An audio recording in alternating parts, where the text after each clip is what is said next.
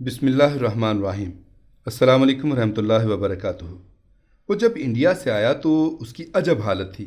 گلے میں تعویذ نما کئی چیزیں حمائل تھیں اور ہاتھوں میں بھی کئی دھاگے بندھے تھے۔ وہ رحمان سے زیادہ رام، مسجد سے زیادہ مندر اور مسلمانوں سے زیادہ ہندوؤں کے کلچر سے واقف تھا۔ لیکن خوشائند بات یہ تھی کہ وہ خود کو باغیرت مسلمان سمجھتا تھا۔ ہندی اور تامل نما اردو اس کی زبان تھی، لیکن وہ صحیح اردو بولنے والوں کو غلط سمجھتا تھا۔ اس کی طبیعت میں بھی اکھڑ پن تھا۔ اس کی ہر بات میں سے شروع ہوتی اور میں ہی پر ختم ہوتی تھی۔ خود کو ہر بات میں صحیح اور دوسروں کو غلط سمجھنا اس کی عادت تھی۔ قرآن مجید پڑھنے سے ناواقف اور نماز میں بھی کبھی کبھار ہی نظر آتا تھا، اور نماز میں کیا پڑھتا تھا یہ کوئی نہیں جانتا تھا۔ نماز میں اس کے کھڑے ہونے کا انداز بھی یہ بتاتا تھا کہ یہ شخص مسلمانوں کے کلچر سے ناواقف ہے۔ وہ اللہ کو ایک مانتا تھا اور بتوں سے نفرت کرتا تھا، لیکن ہر دوسرے مسلمان کی طرح اس کے دل و دماغ میں بھی بہت سے بتوں نے ڈیرے ڈال رکھے تھے۔ مجھے اس کی یہ حالت دیکھ کر بہت دکھ ہوا اور دل چاہا کہ اتنی بہترین صلاحیتوں کا حامل یہ شخص کاش کہ صحیح مسلمان بن جائے اور اسے توحید کا اصل مفہوم سمجھ میں آ جائے۔ میں غور کرتا رہا کہ اس کو کس طرح توحید کا مفہوم سمجھایا جائے۔ ایسے میں مجھے مرشد کی بات یاد آئی اور میں نے اسی پر عمل کرنے کا فیصلہ کیا۔ میرے مرشد قریب کسی گاؤں میں گئے تو دیکھا تمام مسلمان تعزیہ بہت اہتمام سے نکالتے ہیں۔ اس کے علاوہ وہ اسلام کی کسی چیز سے واقف نہ تھے۔ وہ متنازع مسلک سے تعلق نہ رکھتے تھے، لیکن سمجھتے تھے کہ تعزیہ اسلام کی بہت اہم چیز ہے۔ وہ نہ نماز سے واقف تھے نہ روزے سے، حتیٰ کہ ان کے نام بھی ہندوؤں جیسے تھے، لیکن وہ خود کو مسلمان کہتے تھے اور اسلام سے ان کی وابستگی کا واحد ذریعہ یہ تعزیہ ہی تھا۔ مرشد نے ان سے کہا کہ تعزیہ نکالنا کبھی نہ چھوڑنا۔ لوگوں نے پوچھا کہ مرشد یہ آپ نے کیا کہہ دیا؟ تو انہوں نے فرمایا کہ یہ چیز ان کی اسلام سے وابستگی کا واحد ذریعہ ہے۔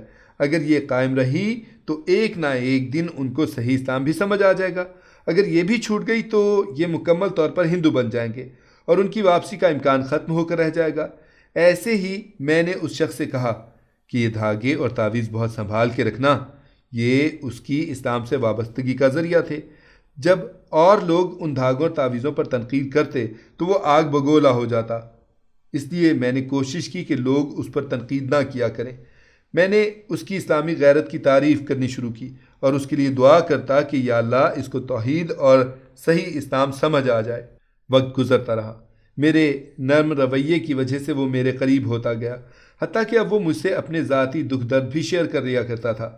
میں اس کو براہ راست تو کچھ نہ کہتا، البتہ کبھی کبھی اس کو کوئی کہانی سنا دیتا یا سب کو مخاطب کر کے کوئی نہ کوئی اسلامی عقیدہ واضح کر دیتا۔